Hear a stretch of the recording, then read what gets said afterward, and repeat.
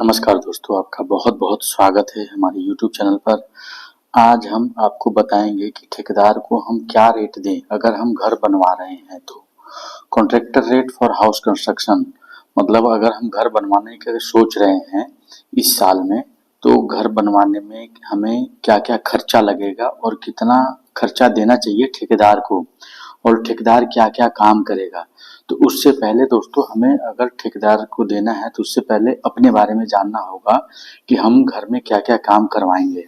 जैसे सबसे पहले आपका ज़रूरत क्या है, ज़रूरत देखकर देखेंगे कि क्या क्या हमारी ज़रूरत है घर बनाने में, क्या क्या चीज़ें हमें बनवाना है, क्या क्या बनवाना है, ठीक है, और कैसा बनवाना है, किस क्वालिटी में बनवाना है, ठीक है। उसके बाद घर का एरिया क्या है, मतलब किस साइज का हम बना रहे हैं, किस साइज में हमें बनवाना है। अगर मान लीजिए एकड़ में अपना जमीन है तो उसमें पूरा एकड़ में तो डेवलप करेंगे नहीं, कम से कम में काम करेंगे। अगर मान लीजिए 100 गज है, 200 गज है, 500 गज है, 1000 गज है, जितने में हम डेवलप करेंगे वो हमें पता होना चाहिए। और टाइप ऑफ कंस्ट्रक्शन, किस टाइप से कंस्ट्रक्शन करवाना है, ठीक है। उन सब चीज़ों के बारे में हम बात करेंगे और इसमें जानेंगे कि किस ग्रेड में हमें काम कराना है और कितने फ्लोर तक बनवाना है और खर्चा कितना आएगा। इन सब चीज़ों के बारे में पहले हमें पता होना चाहिए, ठीक है दोस्तों। तब हम किसी ठेकेदार से बात करेंगे कि भाई हमें घर बनाना है, अब बताओ क्या रेट लोगे, हमें ये चीज़ें करवानी है। तो दोस्तों, हमें सबसे पहले जानना होगा कि छत का हाइट कितना रखना है और प्लॉट किस एरिया में है, गांव के तरफ है, शहर में है, या ऑन रोड है, या कैसे है, वो सारा चीज़ें देखना पड़ेगा, ठीक है दोस्तों। तो इससे पहले हम पहले जानेंगे कि प्लॉट का एरिया क्या है, बिल्डअप एरिया क्या है। तो बिल्डअप एरिया मान लीजिए अगर 20 बाई 30 का है तो 20 बाई 30 हो गया, इसका एरिया हो गया 600 स्क्वायर फीट। तो ये 600 स्क्वायर फीट का ही रेट नहीं लगेगा।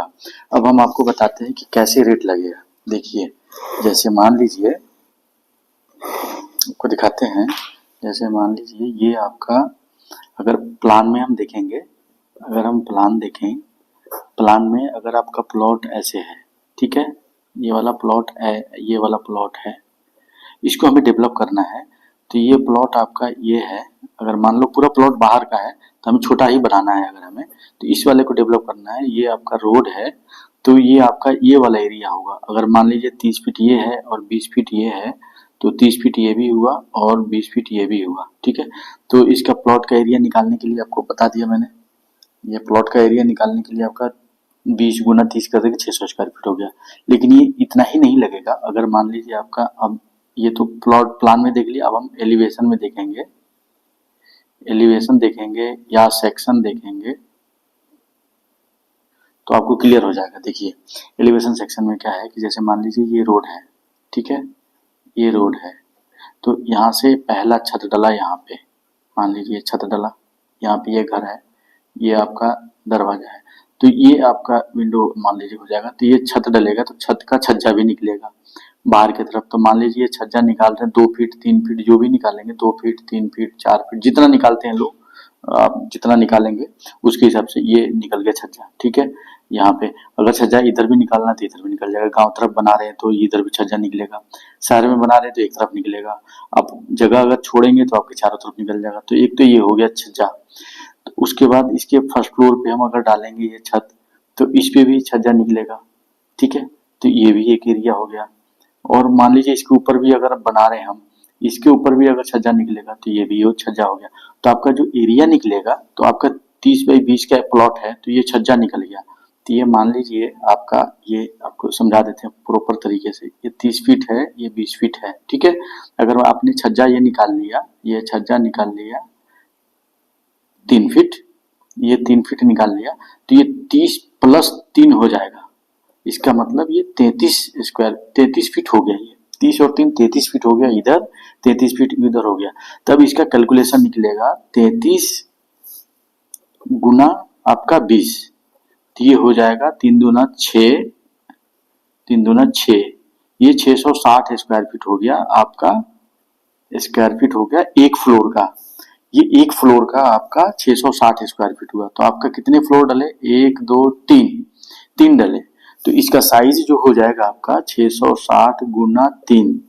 तो ये जो कैलकुलेट करेंगे 6 18 और 6 18 और एक 19, 1980 स्क्वायर फीट हो जाएगा आपका एरिया। नहीं तो इस हिसाब से अगर जोड़ते आप कि आपका 3 फ्लोर है तो क्षेत्रीय 1800 ही हुआ, इसके हिसाब से 1800 स्क्वायर फीट हुआ। लेकिन आपका एक्चुअल जब बनेगा तो ये बनेगा, अगर छज्जा जितना निकालेंगे उसके हिसाब से, देखिए आपको दिखाते हैं। जैसे मान लीजिए छज्जा निकालेंगे, अगर प्लॉट तो आपका ये साइज का है 30 बाई 20 का है, तो आप सोचेंगे कि 30 बाई 20 का ही मेरा रेट लगेगा 600 स्क्वायर फीट, लेकिन नहीं, आपका प्लॉट ये है, आप इस पे छज्जा भी निकालेंगे। आप ये तो प्लान हो गया, आपको मैं दिखा दिया प्लान में कि मान लीजिए छज्जा निकलेगा तो 3 फीट छज्जा निकालोगे, 4 फीट निकालोगे, तो ये आपका इसी में जुड़ेगा।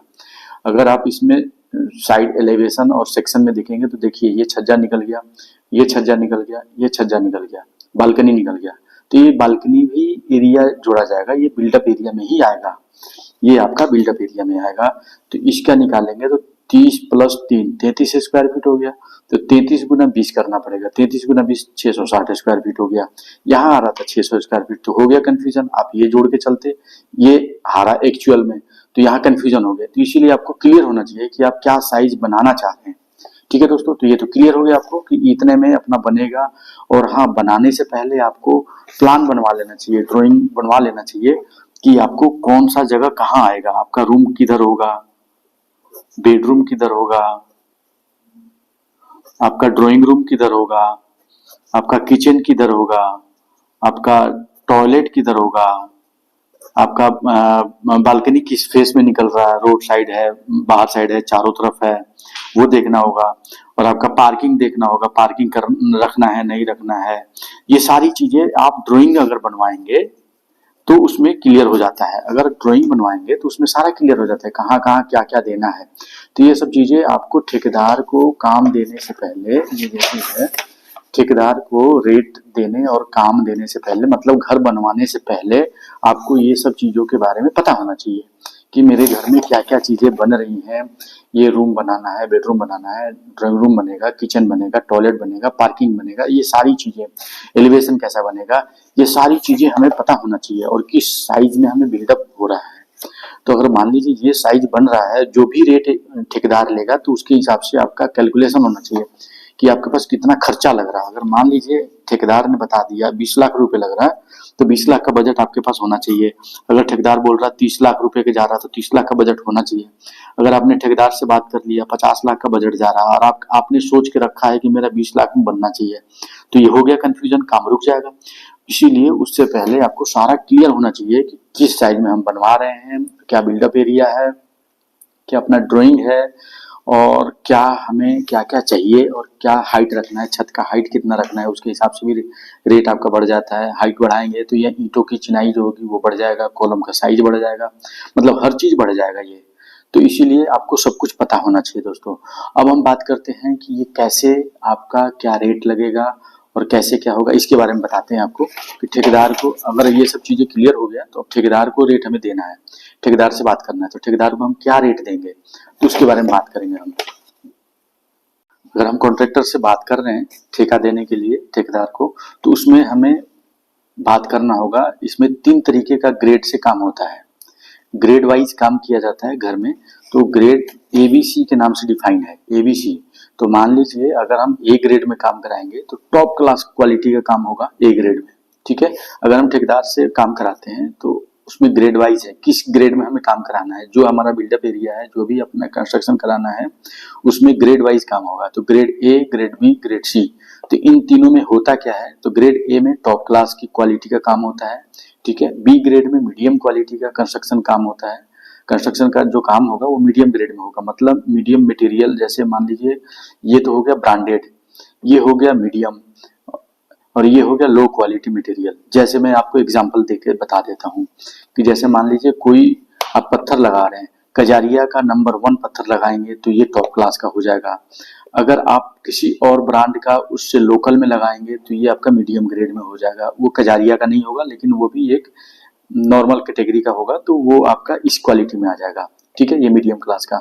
और लो क्वालिटी में होगा कि मान लीजिए पत्थर ना लगा के हमने प्लास्टर पे काम करा लिया, हमने प्लास्टर से ही हमने करा लिया, उसमें पत्थर वत्थर नहीं लगाए, टॉप क्लास का नहीं कराया, मतलब लो क्वालिटी में काम हो गया। तो ये 3 ग्रेड में काम होता है, 3 ग्रेड का रेट होता है अलग अलग। मान लीजिए अगर ये 100 रुपये का रेट है तो ये आपका 80 हो जाएगा और ये आपका 50 हो जाएगा। तो इस क्वालिटी में हर जगह हर जगह होता है। जैसे डॉक्टर का फीस होता है, कहीं डॉक्टर का फीस 1000 रुपये है, कहीं डॉक्टर का फीस 500 रुपये है, कहीं डॉक्टर का फीस 100 रुपये है, कहीं डॉक्टर का फीस 50 रुपये है। अलग अलग डॉक्टर का जैसे फीस होता है उसी तरीके से ग्रेड, मतलब घर में कंस्ट्रक्शन का काम कराते हैं तो उसमें भी ग्रेड वाइज काम होता है, ठीक है। तो उस तरीके से काम कराया जाता है। तो अब इसमें हम जानेंगे कि कंस्ट्रक्शन में ग्रेड वाइज अगर काम कराते हैं तो इसका क्या रेट होता है।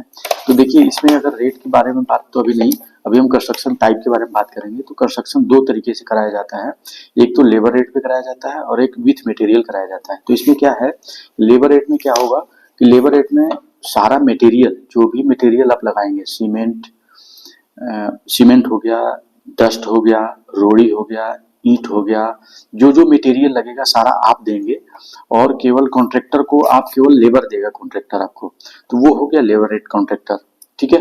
और एक विथ मटेरियल है, तो विथ मटेरियल में क्या होगा, कॉन्ट्रैक्टर ही आपको मटेरियल भी देगा और लेबर भी देगा, आपको कुछ नहीं करना, उसमें आपको केवल पेमेंट देना है।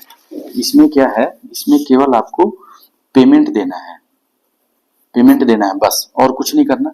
इसमें आपको पेमेंट तो देना ही है, पेमेंट तो देना ही है, प्लस में आपको मटेरियल भी देना है, मटेरियल भी देना है और इसमें पेमेंट भी देना है। पेमेंट देना है केवल आपको लेबर को, लेबर कॉस्ट देना है, मटेरियल आप खुद खरीद के देंगे जो क्वालिटी आप लगवाएंगे। और विथ मटेरियल में होता है कि आपको केवल पेमेंट देना है, वो आपका सारा काम कॉन्ट्रैक्टर करेगा, सारा टेंशन कॉन्ट्रैक्टर का है। तो इस तरीके से भी काम किया जाता है। इसमें दो क्वालिटी, दो तरीके से काम कराया जाता है। ये आपका दो तरीके का काम है, ठीक है। और ग्रेड भी पता चल गया। अब हम आपको रेट के बारे में बताते हैं कि क्या रेट लगेगा, लेबर रेट का क्या रेट होता है और मटेरियल, विथ मटेरियल में क्या रेट होता है। अब इन दोनों में भी क्या है कि मान लीजिए ग्रेड 1 में कराएंगे तो ये दोनों 1 और 2 के काम होगा, 1 और 2 का। अगर ग्रेड बी में कराएंगे तो 1 और 2 का काम होगा, ग्रेड सी में कराएंगे तो 1 और 2 का काम होगा। मतलब ये किसी भी ग्रेड में काम कराएंगे तो इसमें भी आपका यही 1 और 2, 1 और 2, 1 और 2 होगा। अगर टॉप क्लास में कराएंगे तो इसमें भी लेबर रेट विथ मटेरियल होता है, और मीडियम में कराएंगे तो लेबर रेट विथ मटेरियल होता है, लो क्वालिटी में कराएंगे उसमें भी लेबर रेट और विथ मटेरियल होता है। तो इसके बारे में बात करते हैं, इसके बारे में आपको बताते हैं कि ये क्या रेट होता है इसका। तो अगर हम बात करें रेट क्या पड़ेगा, तो ग्रेड ए बी सी का, तो ग्रेड ए में अगर लेबर रेट पे काम कराते हैं तो 700 रुपये, और विथ मटेरियल किसी को देते हैं तो 3000 से 3800 के आसपास का खर्चा आएगा। हो सकता है मटेरियल के हिसाब से रेट बढ़ जाए। तो ये हो गया आपका। ग्रेड बी में अगर मीडियम क्वालिटी का काम कराते हैं तो इसका लेबर रेट जो है 300 रुपये, और आपका 300 रुपये हो सकता है, 200 रुपये हो सकता है, 220, 280, जितने में, जिस एरिया के ऊपर डिपेंड करता है दोस्तों। ये लगभग ये रेट 180 का भी चल जाता है। तो वो अक्सर लोग यही कराते हैं, मीडियम क्लास का ही कराते हैं, मीडियम क्वालिटी का कंस्ट्रक्शन वर्क कराते हैं। तो इसका अगर विथ मटेरियल किसी को देते हैं तो ये 2000 रुपये, 1800 रुपये, 1600 रुपये, अलग अलग रेट के अलग अलग ठेकेदार कॉन्ट्रैक्टर को हम दे सकते हैं, ये रेट चलता है। अगर हम ग्रेड सी की बात करें तो ग्रेड सी लो क्वालिटी का काम हुआ तो इसमें अगर 200 रुपये, ये आपका 180 रुपये आपका ये रेट हो सकता है, 170 रुपये, जितने में आपका कॉन्ट्रैक्टर बात बन जाए कॉन्ट्रैक्टर से, ये रेट हो सकता है। और आप विथ मटेरियल अगर देते हैं तो ये 1500 रुपये का रेट एवरेज रख रखा मैंने, तो हो सकता है ये आपका 1400 में आ जाए, 1200 में आ जाए।